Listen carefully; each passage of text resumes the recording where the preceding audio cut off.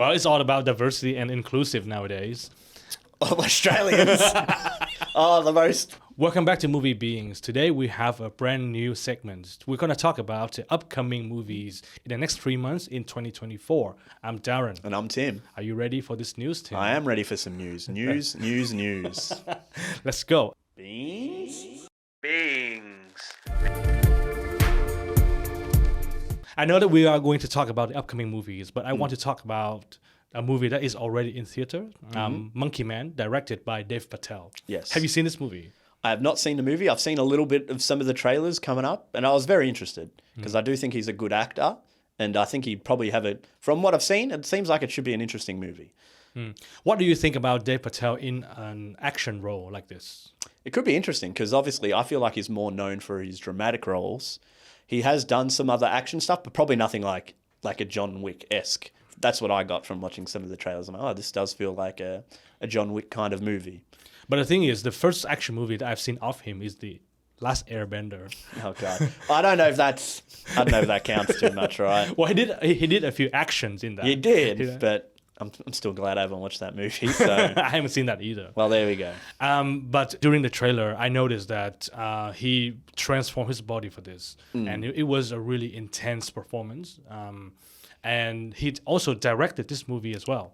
Have you seen the interviews that he had right after Slumdog Millionaire? He was talking about like being typecast for certain roles. I imagine he would. I know Hollywood's known for that stuff. They're not very open to like letting someone. He's even been proven. It's not like, I can maybe understand when they haven't like got much, of a resume, but when someone's like, I feel like done somewhat well in an acting role, I feel like give him a chance. But and one of the interesting things that I like about this movie as well, it was produced by Jordan Peele. So he was he was famous for his sketches. Like Jordan and Peele. Key and Peele. But then he tried his hands on horror genre. Directing, and he was really good. Yeah. Which is funny because I was reading up a bit about that this morning, and it said Netflix bought the rights for Monkey Man initially, but was a bit worried about it for like, I don't know what reason in particular, and then they sold it off. And I think that's when Peele came on and bought it. Because I think Netflix bought it for like 30 million, and then they bought it for like 9 million. And I'm like, oh my God, I think they're going to probably make money on it easily. And yes, and I think this movie was scheduled to be released on Netflix. Yeah, that's what I mean. So, but then because of that, so they moved that to the theater release. Which I think it will do well. So far, it's doing well. I mean, it's been in theater for like, 2 days, 3 days, and it's got 7.4 on IMDb. Have you seen the trailer? Should we get into the trailer and watch it? Yeah, let's watch the trailer.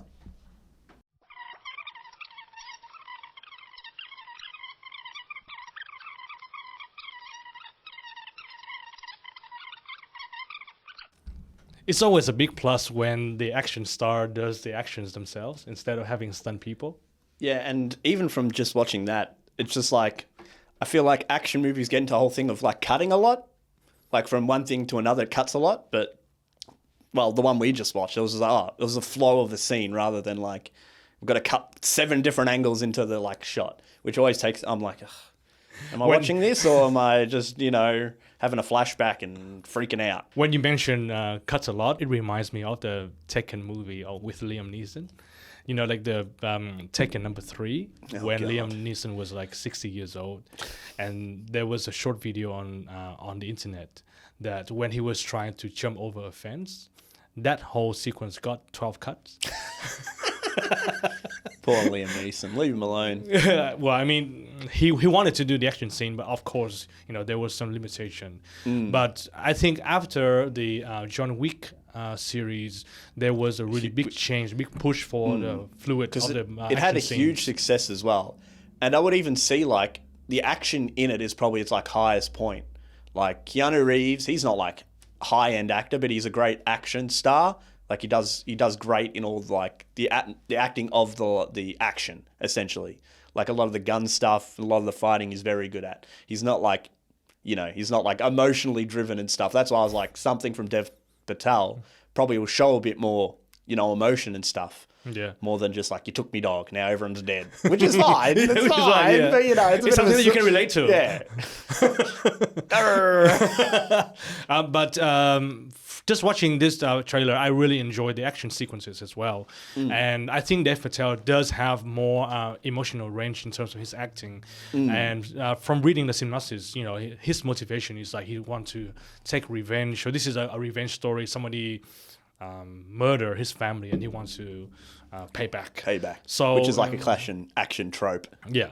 And yeah, so I'm very excited about this movie. Actually, the energy, the color scheme, and also the cultural references in terms of this movie as well. Which will be interesting because it's like an Indian-made film essentially, but it's not like a Bollywood film. It's like a Hollywood film. So it'll be interesting to see because I think Bollywood's had a pretty decent like resurgence or even like a bit more popularity. Because even looking at some of the streaming service, a lot of them now will have a lot of Bollywood on there. So it's like, it's interesting to see where this will sit even in that kind of like reference of like, is it like an interesting mix or... So it'll be interesting to see. Well, in case you haven't seen this movie, it's in theaters now, so go for it. I'm interested in seeing it, definitely. Awesome. Is there another movie that you are anticipating for the next coming month? The next coming month? Well, there's another movie that came out. I don't know if I'm that interested. The new Godzilla Kong movie. Oh no. Yeah. The monstrous movie. I saw the trailers and I'm just like, oh. It looks like a bit of fun. It just looks like, here's Godzilla and Kong and they're going to fight some stuff. Because like I really enjoyed the first Godzilla movie, the first remake, essentially. Because it was a bit more suspenseful. It wasn't so much on the action. It does get there like in the end of the movie, but I know that's what people like about Godzilla movies anyways. It's like, oh, there's a lot of big fighting things going on. But because I know the second one was a bit rough. I watched, I think this was the third one when they brought Kong in. I can't even remember. But that was fine as well, but it's not really what I enjoy too much in movies. It's just like, oh, here's a big thing fighting another big thing, which can be fun, but if there's a bit more to it, it can be a bit more enjoyable. But I'm curious, Tim. So when you watch a trailer, like how can you tell if it's a movie is going to be good or not? Usually what they focus on in a trailer is huge. What they're showing off, I'm like, oh, they're clearly showing off these big creatures fighting. There's like a weird bit in it where like Kong gets like a gauntlet. And I remember when I was watching Dune 2 and I saw it go on and I said to my mate, oh, look, he's got the Infinity Gauntlet. He's going to snap everybody. And I was just like, there's nothing wrong with enjoying those films, but I don't get much out of them. I already know, I'm like, oh, it's just, there was like, I think they go and see other big monkeys in it as well. There's more of Kong's people. And there's like so many moments I'm like, oh, this just looks like a bit silly. And I'm like, it's a bit much sometimes. Okay. The next movie that I want to talk about is going to come out in April on the 19th, which is The Ministry of Ungentlemanly Warfare, starring Henry Cavill. Oh, yeah. And also one of my new favorite actors, Alan Ritchson. So he was the star of the Reacher series. Oh, yeah. He's had such a strange, like, come up to fame. Get out! Get out of my house! Yeah. Because he's done a lot of, like, movies and stuff, but never really got much recognition until, like you said, The Reacher. Because I think he's very good in Reacher. Yeah. Because I've watched both of those seasons. I think it's 2 seasons. But very good. Very good. Yeah. So this movie will be directed by Guy Ritchie as well. So very well known for action movies. Action films, yeah. Have you seen the trailer of this? I haven't, actually. Let's watch the trailer.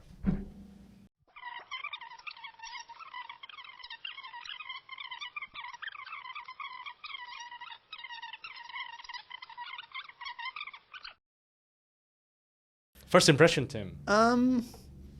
Honestly, not that interested.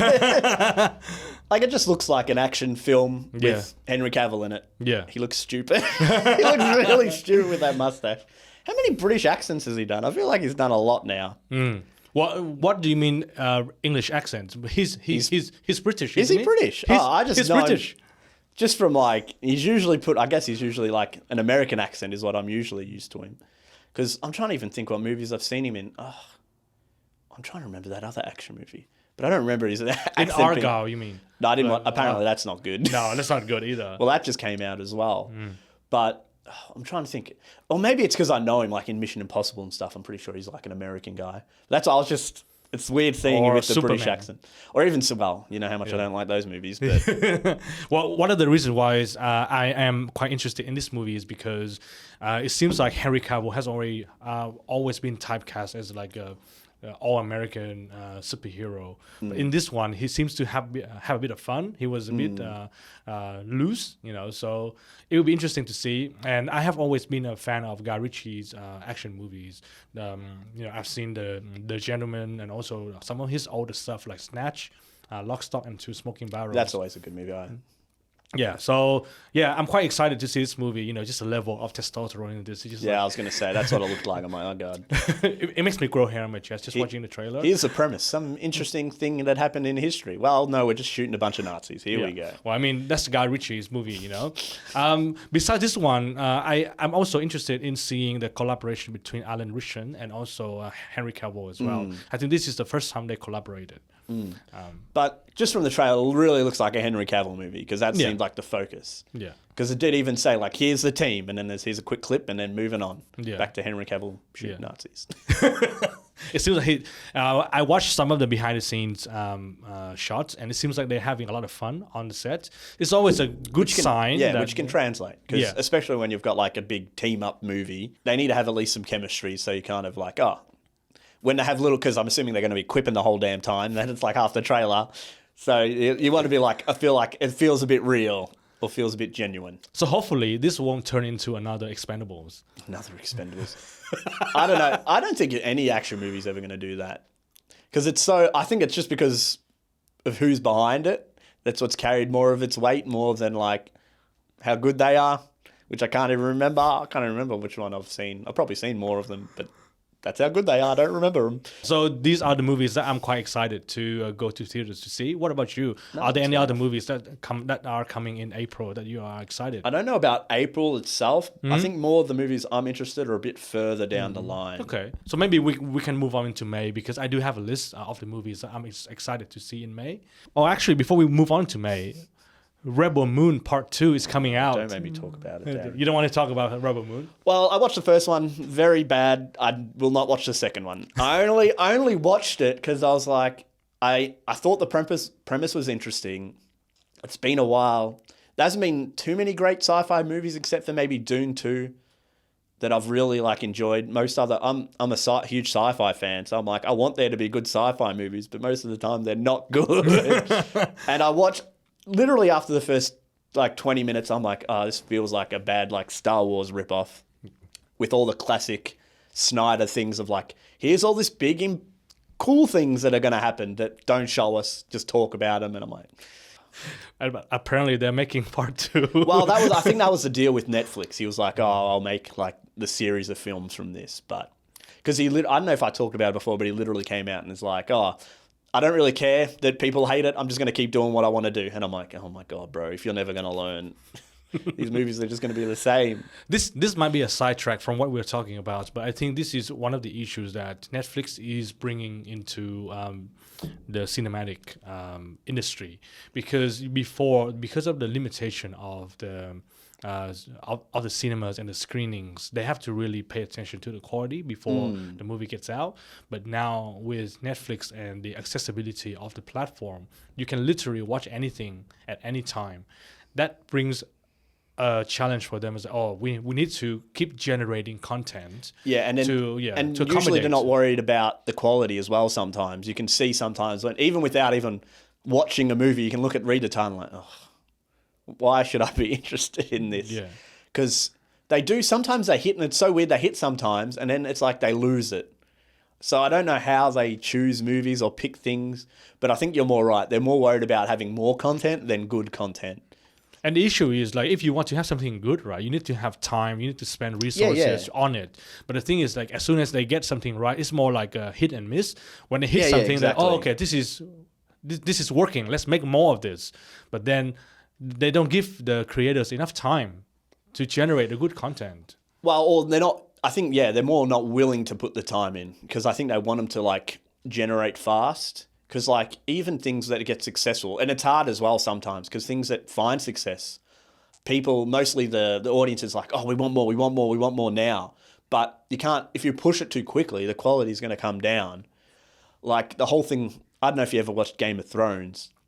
It's like the pinnacle of like hit all the success, and got to a point where like there was no more stuff to follow because the book's finished, and they had to make their own stuff, and they kind of rushed it out, and it didn't work. You could tell essentially pretty much when they'd had no more content to follow, it was just garbage, which is sad because it could have gone down as like one of the best TV series of all time, but now it's just going to be like, remember Game of Thrones? It could have been good. Yeah. And that is a lesson that I really hope that all the streaming platforms pick up, because I understand that they want to provide content to the viewers, but if you want your viewers to come back, then you have to give them a good reason to come back, right?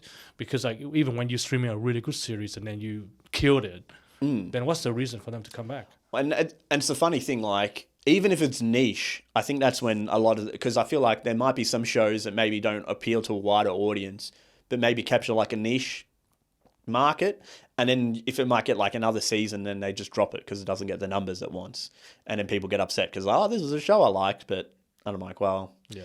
Sadly, they're more interested in everybody watching it more than like a niche thing, which it's a bit unfair, but that's their business plan, obviously. So it's hard for try to like appease both kind of thing, because there was a new series on Netflix, The Three Body Problem. I don't know if you've heard of it, but I watched it all. I thought it was very good. It's another sci-fi show, but I thought it was very good. It was based on books as well. And talking about Game of Thrones, the original directors from Game of Thrones did this, so I was a bit hesitant going in, but also I know that the books were finished, so all the content's there. So technically, it should be a better job, but from what I've seen from season 1, it seems pretty interesting, and I was interested watching it. So I was like, I'm glad that they got something. Because initially when I heard, I didn't know anything about it, because I heard the title, Three Body Problem. I'm like, what's that even relating to at all?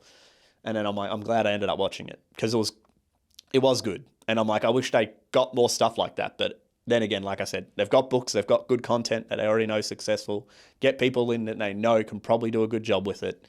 But, like you said, they're not worried about that. But then, after you watch something good on Netflix, then you kind of fear the next season. Well, like, that's you the hard don't thing look as forward well. to next season, right? That's why I'm like, at least they've got all the books there, but it still doesn't mean much. Like, they can still it up. Like, I feel like even when they did Witcher on Netflix, because I'm a big gamer and I love the Witcher games, and I'm sad because like I thought Henry Cavill did a great job playing Geralt in it, but I could see the decline in the quality kind of going through the series, and now he's leaving as well, and I'm like, a bit sad. That's like a similar thing. I feel like it found success, and they're like, let's just push it and not try to like make it more like a higher quality, which I felt like it deserved. But like you said, they find something successful, let's push it out. Yeah. Thank you. Let's continue with the next month in May. So, are there any movies that you are excited to see in May? The Kingdom of the Planet of the Apes. I thought that you would be interested in this one, because that's what I was just then looking up the date. I'm like, I know it's like sooner than I thought. I thought it might have been later in the year, but I enjoyed those original trilogy that they made. I thought they were probably one of the best trilogies made in recent time.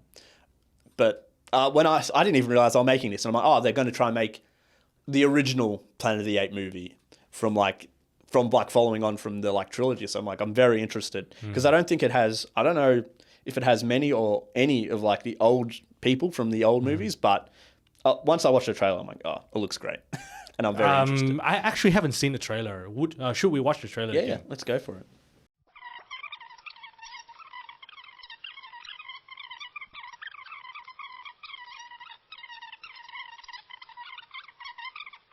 So what particularly about this trailer that drew you into this movie? Well, because I was like a fan of the original like Planet of the Apes movies. I know they're probably a little dated, but the concept is interesting of like a new species has taken over Earth and they're in control, and then we're, not the dominant species, and we're hunted down. And it's always interested to see if like, because it happens, it's like a very human perspective of like, we should hunt them down, whatever. And then there's like the people that like, hey, it's a bit unfair that why should we kill them for? And it's like an interesting topic that it's just like, here's one ape that's like, this is wrong. Let's try to, do something a bit better. And it's like, the guy's like, no, stuff you. We're here to kill the humans. You can bugger off. Yeah. Interestingly, the lead actress in this movie was also in the Witcher series. That's what I was going to say. Funny that I ranted about that before. So she plays Ciri Yeah. in the Witcher series. What is your opinion on her on the actress? I think she's fine as Ciri, but I don't think there's a lot there for her to like show off. And this might be a bit more of an interesting showing for her, but it could be big as well because I think this will probably garner a huge audience considering I feel like I said, the last trilogy is quite good. So I feel like it's probably got a lot of good grace going in. And even looking at the trailer again, like all the CG for all the animals in it, all the gorillas and apes and stuff, they still look amazing. Even for now, it's funny how old they're like from the original movie to now, and it still looks great. Awesome. I mean, to be fair, I haven't seen the other trilogies. Maybe that's another thing we should do sometime. Yeah.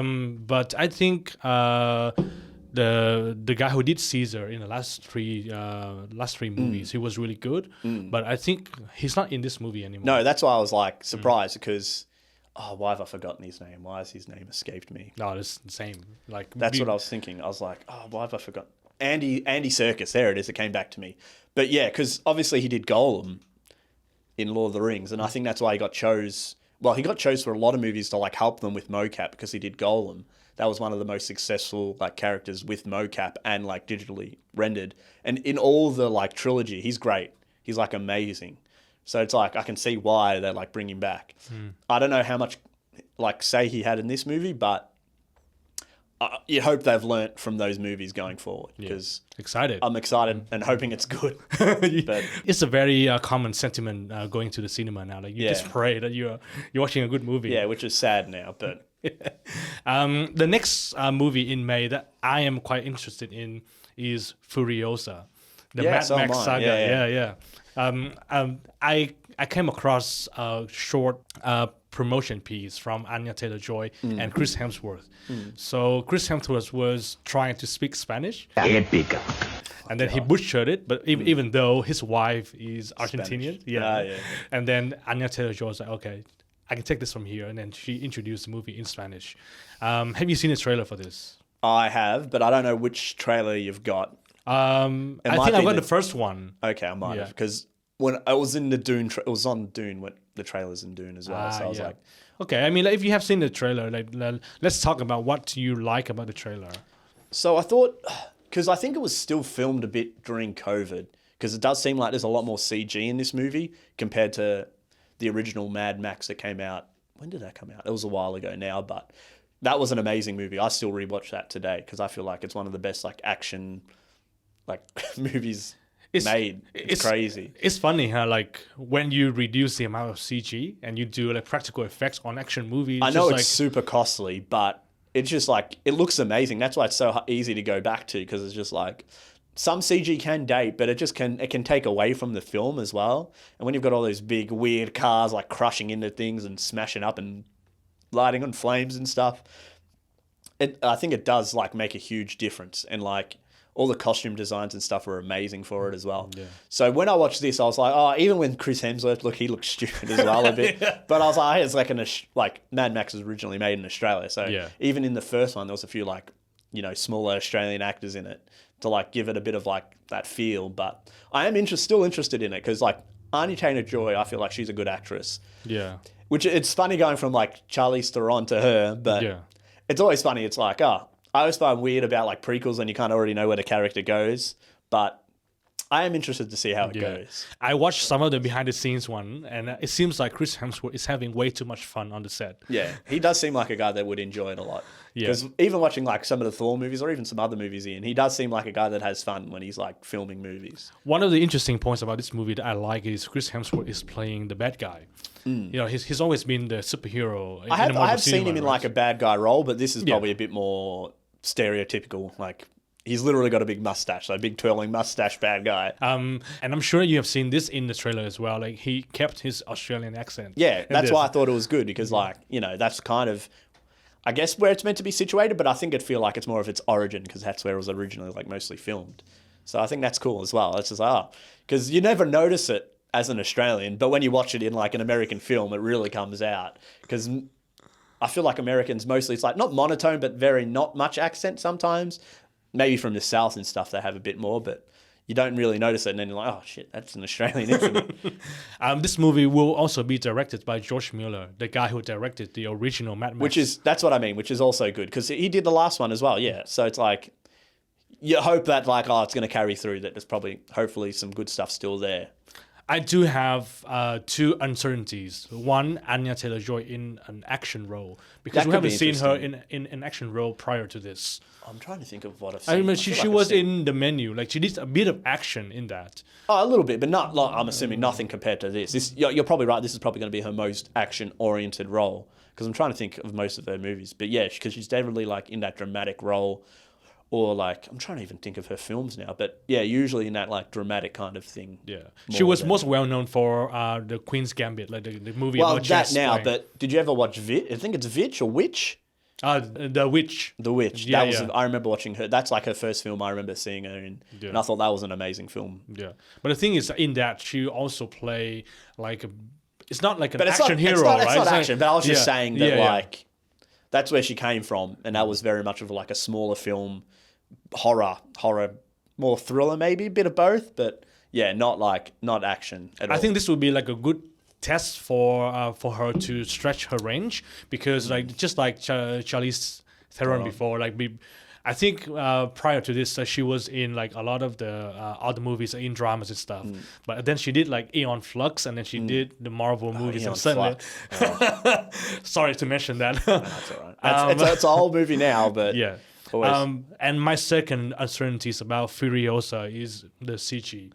Because I think part of the charm of the first movie is all from the practical effects, all the explosions in real time. But when I watched the trailer, I saw a lot of the cars, a lot of the explosions are CG, and I'm not sure how that would turn out to the audience. It'll be interesting to see how that goes, because it can like, I'm hoping, like I said, if it was during COVID, like there's not much, like it's hard to be like, you know, you literally couldn't go out with a bunch of people and film, but it'll be interesting. I hope it doesn't take away from the movie too much, but Yeah.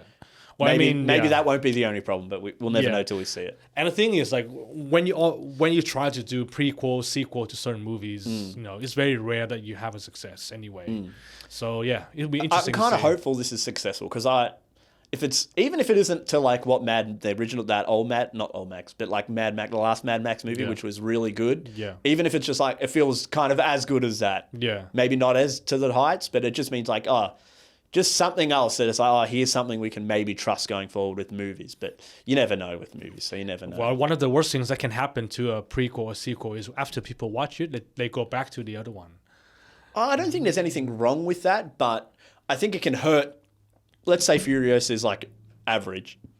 Then it's like, why would I watch this when I can just go watch Mad Max? It just reminds me of Star Wars, because like I feel like after those original trilogy, like they've all been pretty bad comparatively. So that's like, thinking about that, it's like, why would I watch these bad Star Wars movies when I can go watch the good ones? That's what I think, but Yeah. I don't watch Star Wars anymore. I'm very sad about Star Wars. But anyway, Tim. that's another day. But Oh wow. anyway, I'm still like excited for it, but yeah, but then you have your hesitation. yeah, when you go into always it. have hesitation. Oh, no, that's fine. Okay, the next movie that I'm also excited to see in May is The Fall Guy. Have you seen a trailer for this? Starring Ryan Gosling and Emily Blunt. No, once I saw Ryan Reynolds, I was literally, Ryan Gosling. But didn't Ryan Reynolds do a movie called Fall Guy? Really? Or The Fall Guy? I feel like he did one similar. That's why when I Oh, remember the this- Assassin Bodyguard, you mean? Yeah, I can't. Oh, I Oh, can't no, remember. The Free Guy. The Free Guy. Maybe This that's is The what I'm Fall thinking. Guy. Yeah, I was like, I was getting, and it had Ryan Gosling as well. So I'm like, Yeah. what is going on here? I'm like, didn't he do this already? So this is a Fall Guy. So the story is basically follows a stuntman, and the main actor of the blockbuster movie inside the movie, like how meta is that, is missing, and he has to go on a mission to find the star movie. But yeah, have you seen the trailer for this? I don't think I have, because I was literally like, oh god.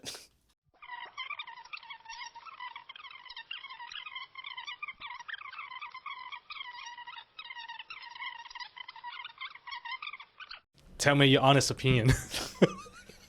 Well, it looks like fun, but it looks stupid. But I think it's supposed to be. yeah, it like- does feel like it's meant to be just a bit stupid. Didn't realize it was filmed in Australia though.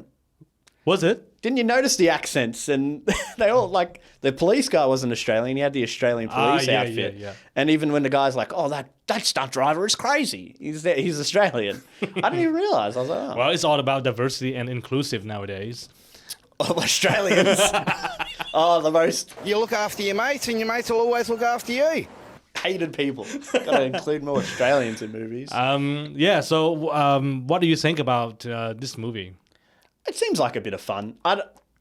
Probably not something I would enjoy, but I do like Ryan Gosling. And even with Emily Blunt, she looked like they were both having fun in the car when they were doing that joke at the start. I was like, oh, they seem like they have a little bit of chemistry as well. So I'm like a little interested, but I probably wouldn't watch it in the movies. Have you seen the segment in the Oscars where they were giving each other crap?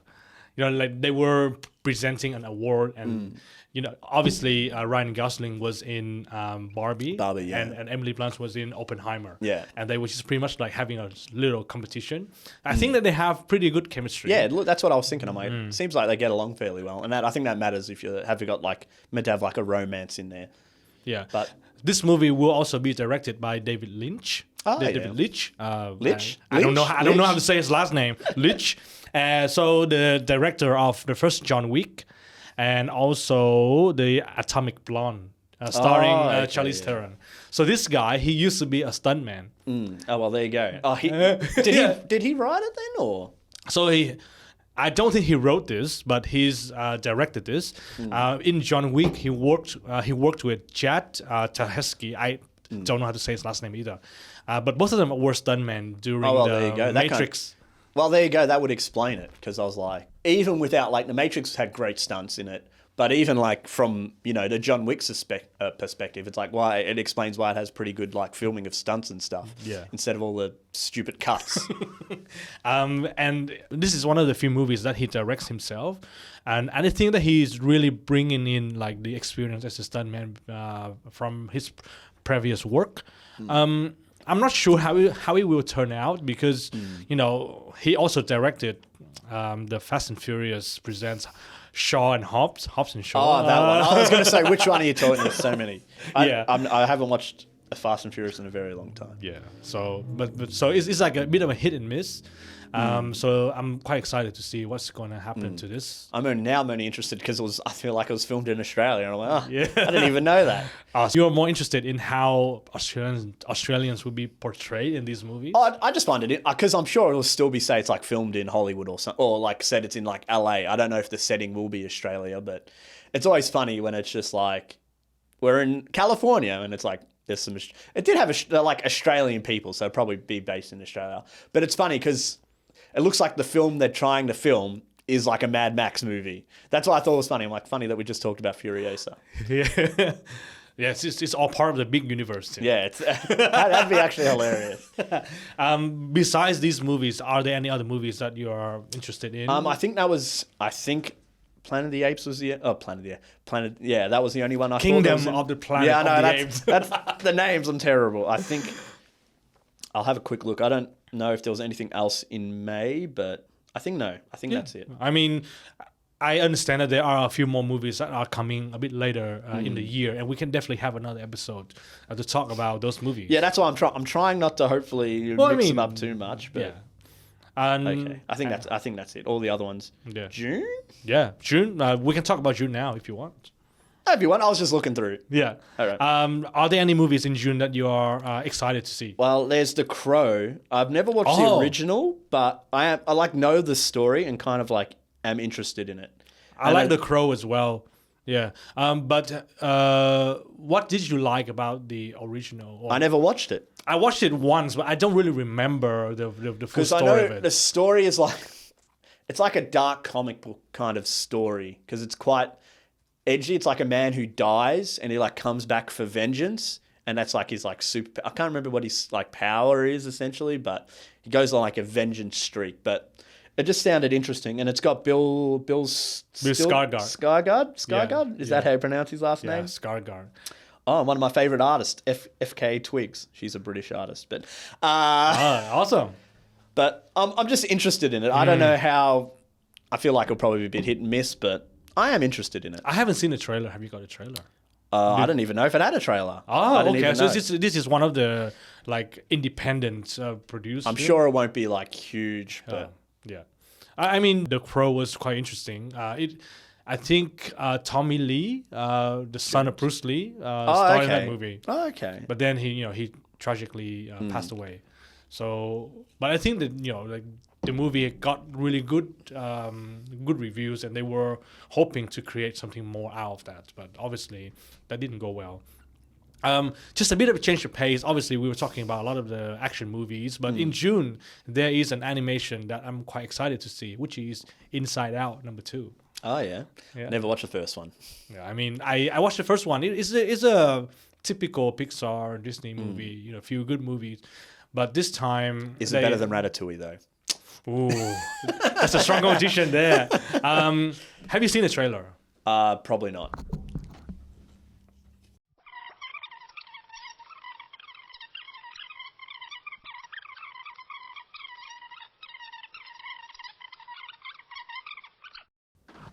Thoughts? It seems kind of interesting. Probably not a movie for me again. Just seems like a good like growing up movie, dealing with like new emotions and stuff. Yeah, it seems kind of interesting. And the thing is now, like, it seems like even the Pixar animations are also struggling to get the audience as well. I think they've really not like fallen off, but not like found where their next kind of big movie is. Yeah. Because like they had so many hits, and then like get to a point like they're like still trying. I think Inside that like it did all right. Hence they did another movie, but like they're still feeling out for like their next big thing essentially. Yeah. Because like what Toy Story was there? Because they even went to did they go to 4? I didn't even watch 4. Toy Story 4, Kung Fu Panda 4. Yeah, even but that's DreamWorks, right? Yeah. Kung Fu Panda. But in terms of the animations, like now they even have to compete with Netflix and all the because streaming even platforms Netflix as well, right? like sometimes they because it's not I guess not easier, but they like they've got more animated things to deal with. Because back in the day, it felt like it was just them and DreamWorks. Trying to think of other animated studios without like in mostly like Western, not like animated like anime, but that's a whole different genre there. Yeah, I know that's the thing. That's like a whole other different thing. But yeah, because that's what I mean. Like Toy Story, like all those kind of big ones they had, and then they've like really haven't hit that stride or continued on. I can understand because like what's that like 20 years or something? So like you can understand there's like change and movement, but. Yeah, and I just hope that, like for the animation studios as well, because at the end of the day, the materials that they put out are really good. I just hope that they don't fall into the competition routes where they have to compete with a lot of the streaming platforms and they just want to push the content out. And that will affect their quality. Another movie that I'm really excited to see in June as well, which is A Quiet Place, but Day One. Oh, is that a spin-off, technically? A spin-off, prequel. So they would tell us the origin of the monsters and what happened on day one before the other movies started. Okay, kind of like the... Have you seen the 2 movies of The Quiet Place? I've seen the first one. I haven't seen the second one. What do you think about the first one? I thought it's like an interesting horror movie. I thought it was fun. I don't think it was like a bad film, but it's been a while since I watched it. Yeah. It was directed by Jim Halpert from The Office. I know. Here, now exactly how much pot did you smoke? I know. John He's a good director. Like it was like well filmed, and I thought it did all right. Like there's some weird like logistics things with like the no noise and stuff, but I think that was also his first directorial debut as well. And before that, he wasn't a fan of the horror genre. But then he just wanted to try out directing. I feel like he did do a good job for first directing and horror, because I feel like horror's been. I feel a lot of films are in a weird place, but horror is like in a weird place as well. I feel like mostly like even indie horror can be a bit rough sometimes, but that's definitely in a place of like what used to be successful. Let's pop that out again and hope that works. Yeah. What? Just out of curiosity, which is your favorite horror genre, or like the horror movie? Sorry, trying to think. I guess technically it would be Alien, but like that's probably not like what people would think of as horror. But it's sci-fi / horror. Right? Yeah. Why have I forgotten their names? One of my favorites is Friday the 13th. Have I watched that? Did I watch that? I think I did. Which one was that one again? Jason Voorhees. Oh, the guy with the hockey mask. Yeah, I don't think I watched that one. Oh, yeah, you haven't seen I Friday don't the think I 13th? haven't watched that one. What about the Nightmare on Elm Street? No, I haven't watched that one either. Because The guy with a claw. Yeah. Yeah. Claw. The claw. Reference to Toy Story again. Yeah. Because I saw, is it Halloween? Ah, yes. That's the other one I was thinking about, but Yeah. I didn't think that was like fine. Yeah. Like horror films have come so far when it's just like, oh, Exorcist. I did really enjoy The Exorcist. That was a good horror film. Yeah. It scared me. And also the last movie in May that I'm really interested in seeing is a very small movie. It seems like the Biker Riders. So heard of starring Tom Hardy Oh yeah. and also Austin Butler. Okay. Right after his Elvis movie. Oh well, technically it'd be Dune now. He's in Dune too. Yeah, so I will show you the trailer.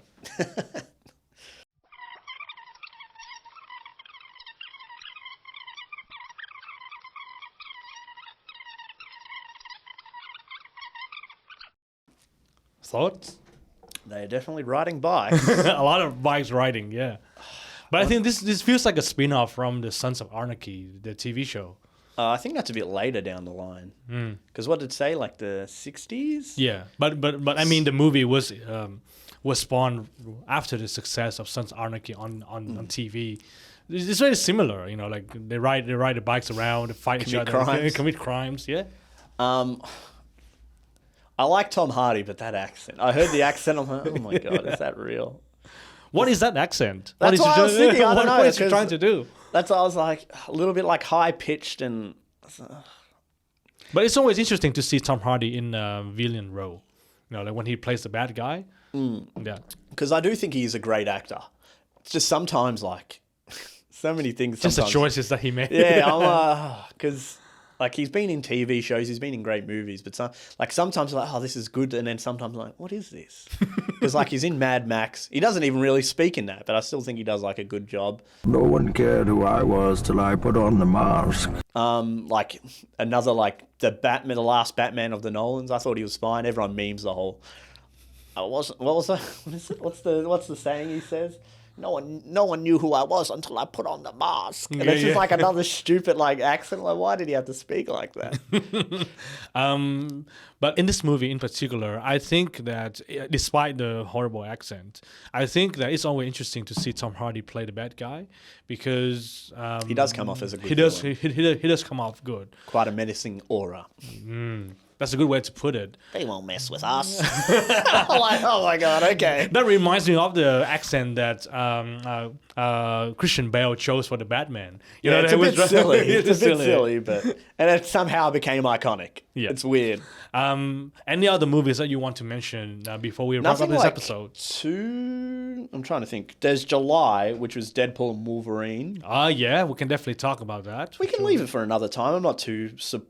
I was thinking, oh, that's just after. It's like in the same range, but a bit Yeah. later. Yeah. There was the new Alien, which is in August. Oh wow, but Timmy! I have no hopes for it because it's just like I feel like Aliens dropped off like a cliff.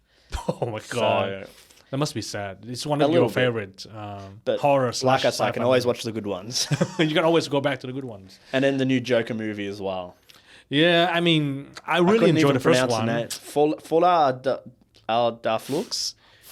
I'm terrible. I can't even speak English, I let don't know alone how to French. say it. But I am interested. Like I was a bit weirded out when they said it might be a musical Okay. because it's got Lady Gaga. in it. Lady Gaga in it. She's also a great actress. Like she can act. It's not like she's there just because she can sing. She's got an amazing voice as well.